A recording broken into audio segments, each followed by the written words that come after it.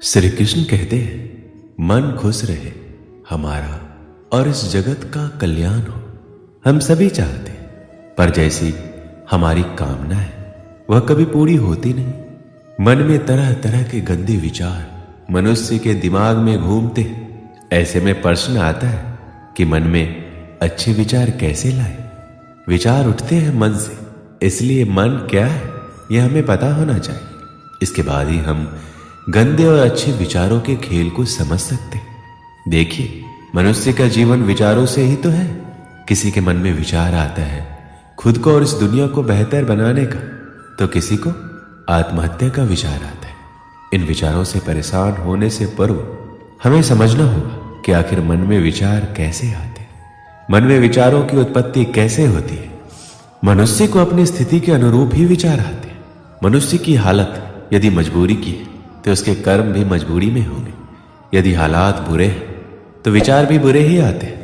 इसलिए विचारों का आना आपके हालातों पर निर्भर करता है। सोचिए, आज परीक्षा है और आपने पूरी तैयारी कर ली, तो क्या आपके मन में फेल होने के विचार आएंगे? बिल्कुल नहीं। लेकिन परीक्षा आज है और साल भर आपने सिर्फ मस्ती किया है, तो निश्चित है कि दिमाग में विचार भी फेल होने के ही घूमेंगे। तो अधिकांश मामलों में ये उसका खुद का चुनाव होता है। आप परीक्षा के लिए पढ़ाई करें या ना करें, यह आपका चुनाव है। इसलिए अगर आपका चुनाव ही गलत है तो फिर विचार गलत ही होंगे। इसलिए देखा होगा, प्रायः लोग जिस काम में लगे रहते उस काम में भी बुरे विचार उनके दिमाग में छाए रहते। और इसका यह अर्थ कतई नहीं कि मनुष्य के विचारों का आना गलत है। मन में अच्छे विचारों का आना कोई अकस्मात स्थिति नहीं होती। कभी ऐसा नहीं होगा कि आप सुबह उठें और आपके मन में खुद को बदलने का विचार आ जाए और आपकी सभी गंदी आदतें छूट जाए और आप अपने सभी दुखों से आजादी पा लें।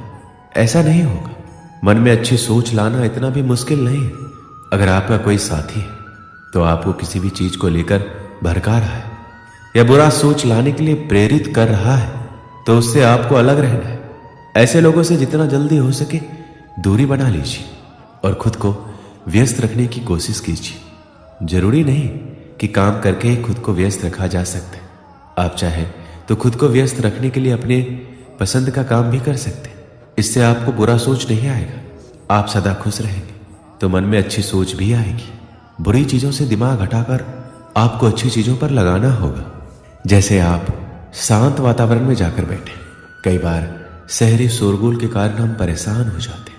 आपको कुछ समय शांत वातावरण में बैठना चाहिए। ऐसा करने से आपको सिर्फ अच्छी सोच आएगी। अगर आप इन चीजों को अपने जीवन में अपनाते हैं तो आप आसानी से नकारात्मक सोच से दूर हो सकते हैं। आपके दिमाग में चाहे बुरे विचार आते हो, उसकी फिक्र करने की जरूरत नहीं है। जब आप सुबह उठे तो एक अच्छा विचार सोचें और एक अच्छा वाक्य खुद से बोलने के लिए तैयार रखें।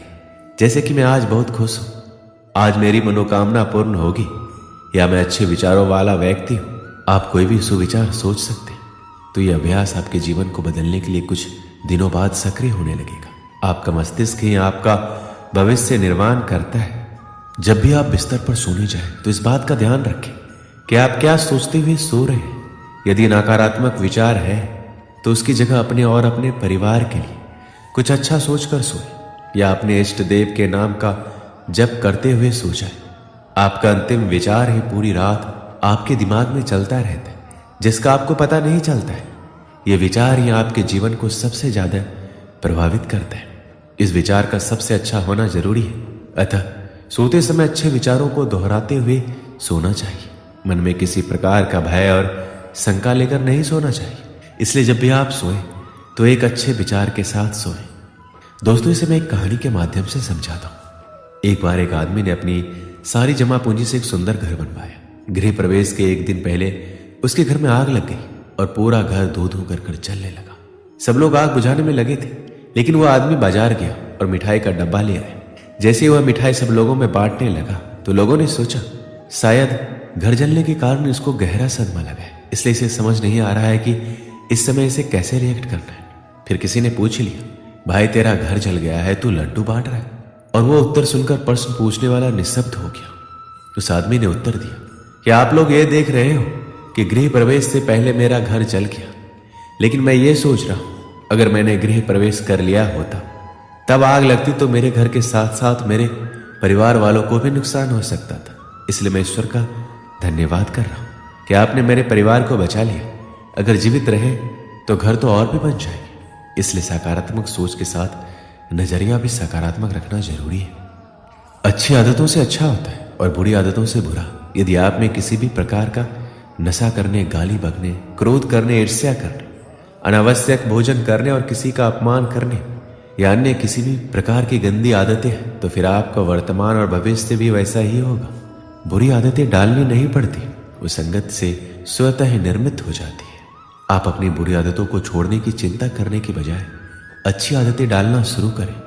जैसे सुबह जल्दी उठना, किसी असहाय की सहायता करना, माता पिता के प्रतिदिन पैर छूना, अच्छे प्रवचन सुनना, लोगों से विनम्रता से बात करना। खुद की और अपने मित्रों की गलतियां स्वीकार कीजिए। खुद का मतलब ये है, यदि आपसे घर, कॉलेज, ऑफिस या अन्य कहीं पर गलती हुई है तो इसे स्वीकार करने में कोई हर्ज नहीं है। गलतियों पर पर्दा डालने का प्रयास करेंगे तो आप लोगों की नजर में गिरते जाएंगे। काम करने वाले इंसान से गलतियां होती है, ये कोई बड़ा अपराध नहीं है, लेकिन इसे स्वीकार नहीं करना अपराध होता है। यदि आपके किसी मित्र, सहयोगी, परिवार के सदस्य या रिश्तेदार से कोई गलती होती है तो उसे भी स्वीकार करके उसको माफ करना जरूरी है। देखिए, जब इंसान के कदम उसे किसी नई मंजिल की तरफ ले जाते हैं तो अक्सर उसे पीछे मुड़ के देखने का मन करता है, क्योंकि उससे उसकी खट्टी मीठी यादें जुड़ी रहती हैं। कुछ सुविधाएं भी उसे वहां मिलती है। इसी तरह जब आप नया जीवन जिएंगे तो बीच में कुछ परेशानियां आ सकती है और इन बातों से मन घबराकर वापस उस पुराने सड़े गले जीवन को जीने के लिए बाध्य करेगा। ऐसी स्थिति में हिम्मत दिखाइए, श्री कृष्ण को याद कीजिए और जो बेहतर जीवन जीने का चुनाव किया है उस पर आगे बढ़ते रहिए।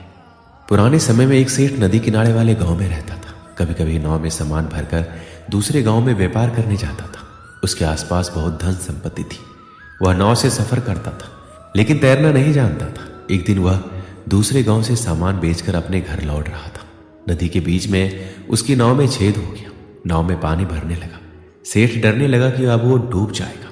तभी उसे थोड़ी दूर एक मछुआरे की नाव दिखाई थी। सेठ ने मछुआरे को आवाज लगाकर अपने पास बुलाया और बोला कि मेरी नाव डूब रही है, मैं तैरना भी नहीं जानता। भाई, तुम मुझे बचा लो, मैं तुम्हें अपनी पूरी धन संपत्ति दे दूंगा। मछुआरे ने उसे अपनी नाव में बिठा लिया। मछुआरे की नाव में बैठने के बाद सेठ की हालत थोड़ी सामान्य हुई। अब सेठ कुछ सोचने लगा।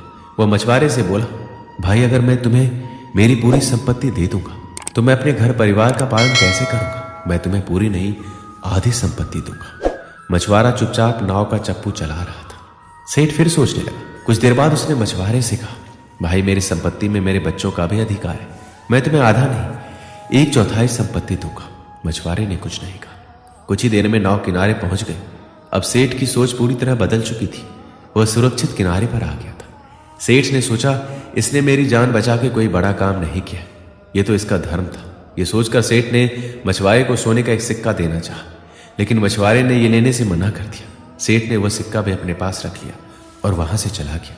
दोस्तों, इस कहानी से हमें क्या सीख मिलती है कि हमारे मन में अच्छे काम के लिए विचार बहुत कम आते हैं, और जब भी कोई ऐसा पुण्य कर्म का विचार आए तो वह काम तुरंत कर देना चाहिए। समय के आगे बढ़ने के साथ साथ हमारे विचार भी बदल जाते हैं। दोस्तों, इस वीडियो में बस इतना ही।